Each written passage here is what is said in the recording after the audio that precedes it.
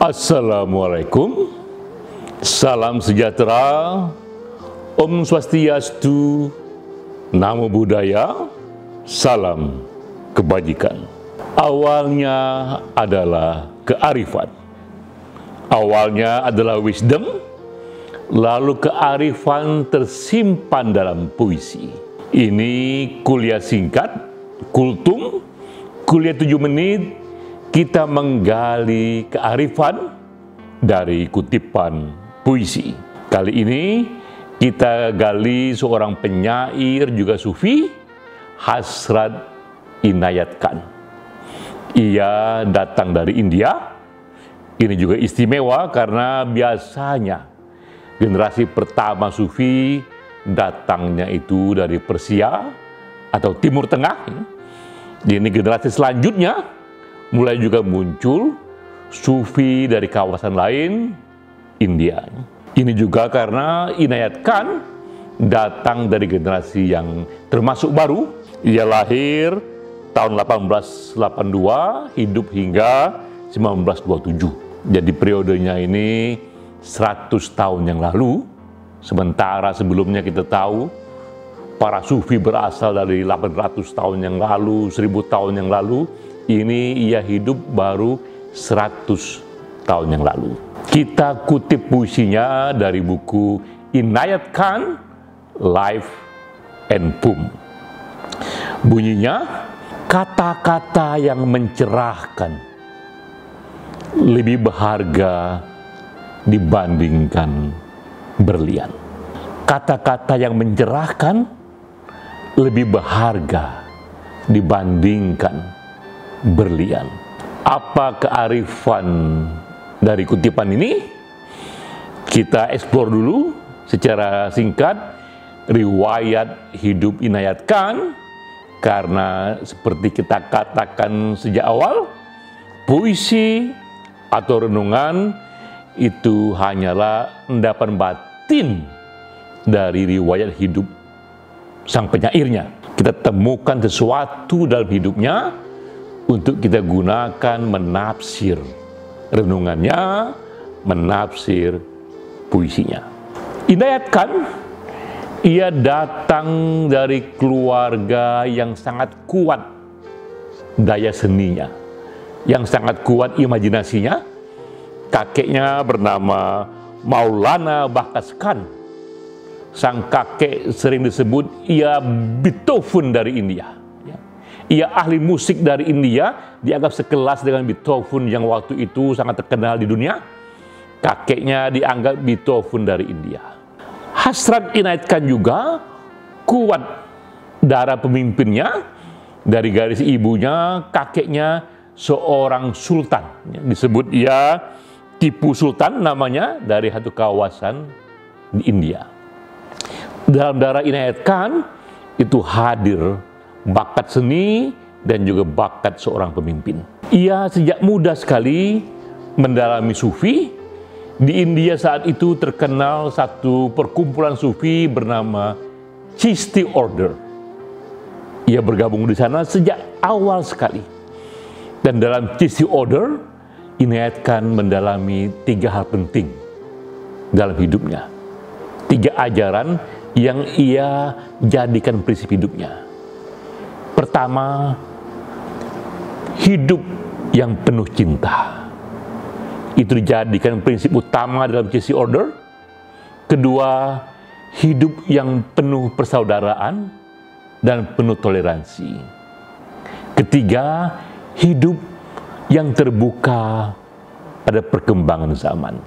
Ini juga hal yang menarik, karena acap kali paham agama itu paham yang tertutup, tapi di tangan Chishti Order, agama dibuat paham yang terbuka atas perkembangan zaman. 3 hal itu yang dibawa oleh Hasrat Inayat Khan, ia jadikan bagian dari pertumbuhan batinnya.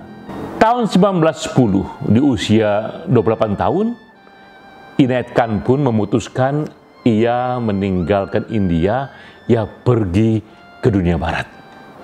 Ia melanglang ke Eropa, ke Prancis, hingga juga ke London. Di London, ia di usia muda sekali membuat Sufi Order.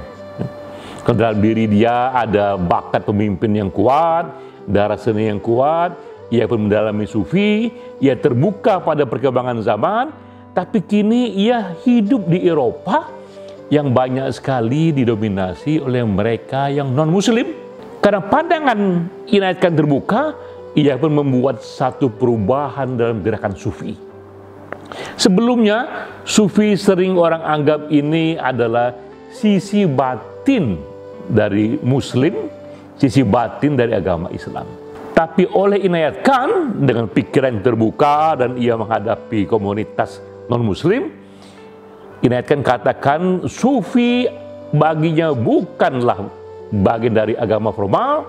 Sufi itu adalah sikap hidup spiritual yang membuka diri pada rasa cinta, pada rasa toleransi, pada keindahan. Karena itu baginya, Sufi pun terbuka bagi semua agama. Pelan-pelan gerakan Sufi Order dia tumbuh menjadi internasional Sufi Movement, di mana banyak sekali anggotanya juga yang bukan Muslim. Jadi non-Muslim pun di tangan Inayat Khan pelan-pelan ikut menjadi bagian dari gerakan Sufi internasional.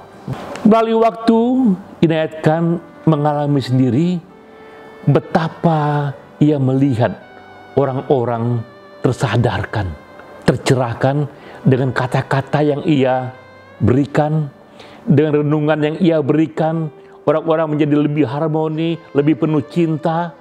Itulah akhirnya yang melahirkan renungannya bahwa kata-kata yang mencerahkan lebih berharga dari berlian. Karena ia saksikan sendiri betapa kata-katanya mengubah karakter dan hidup orang banyak. Apalagi yang bisa kita gali dari kearifan puisi Inayat Khan ini untuk masa sekarang? Kita lihat figur yang lain, Oprah Winfrey. Ini di zaman modern, Oprah Winfrey, ia sudah hidup dalam jaringan TV yang terkenal sekali sebagai host jaringan TV yang memberikan ia kekayaan 3 billion US dollar. Jaringan yang memberikan dia sekitar 40 triliun rupiah ke kocek pribadi dia, sehingga ia tumbuh dianggap salah satu selebriti paling kaya di dunia. Ini berlian yang ia dapatkan dari jaringan TV itu. Apa yang terjadi? Oprah Winfrey memutuskan keluar dari jaringan TV itu. Dia tinggalkan berlian itu. Ia membentuk jaringan TV sendiri yang namanya OWN TV, dan ia buat serial yang diberi nama Believe. Di serial ini, berbeda dengan acara dia sebelumnya, ia menggali perjalanan spiritual dari tokoh-tokoh, dari tamu-tamu yang ia undang. Perjalanan mereka yang pernah dicampakkan lalu bangkit kembali. Perjalanan mereka yang disisihkan, yang tak bermakna, yang merasa dipinggirkan oleh banyak hal, lalu tiba-tiba menemukan kebahagiaan, menemukan makna. Ia gali kisah-kisah orang membagi kasih sayang, membagi keadilan. Itu yang ingin digali oleh Oprah Winfrey, karena baginya ia ingin lebih membagi spiritualitas antar agama. Dia tak ingin dibatasi oleh satu agama saja, karena menurutnya pengalaman batin dan cinta itu melampaui sekat-sekat agama. Nah, apa yang terjadi? Oprah Winfrey justru bertambah kaya, tapi yang lebih dari itu adalah ia merasakan berkah yang luar biasa. Efek dari talk show ia alami yang belum pernah ia alami sebelumnya. Ia melihat betapa pendengar tercerahkan, merasa hidupnya berubah, merasa mendapatkan inspirasi untuk lebih mengalami hidup penuh cinta, hidup yang lebih kuat dengan prinsip-prinsip kebajikan. Ini yang menurut Oprah Winfrey hal yang sangat berharga, yang lebih berharga ketimbang berlian yang ia pernah dapatkan sebelumnya. Jadi kita lihat betapa kutipan tadi dari Inayatkan bahwa kata-kata yang mencerahkan lebih berharga ketimbang berlian dialami juga oleh manusia yang masa kini, manusia modern, dialami juga oleh Oprah Winfrey, dialami juga oleh semua yang lain. Ini renungan yang juga bagian dari hidup kita, bahwa jangan pernah kita sungkan, jangan pernah kita merasa hal yang istimewa untuk membagikan kata-kata yang mencerahkan. Sekecil apapun lingkup kita. Kita tak sebesar Inayatkan, pengaruh kita tak sebesar Oprah Winfrey, tapi kekuatan kata-kata yang mencerahkan, sekali kita dapati itu, sekali kita punyai itu, apakah datang dari renungan kita sendiri, ataukah dari yang lain, ambil itu, kuasai itu, dan sebarkan seluas yang kita bisa, apalagi di era sosial media. Mengapa ini kita kerjakan? Karena tadi kata Inayatkan, kata-kata yang mencerahkan lebih berharga ketimbang berlian. Sampai jumpa.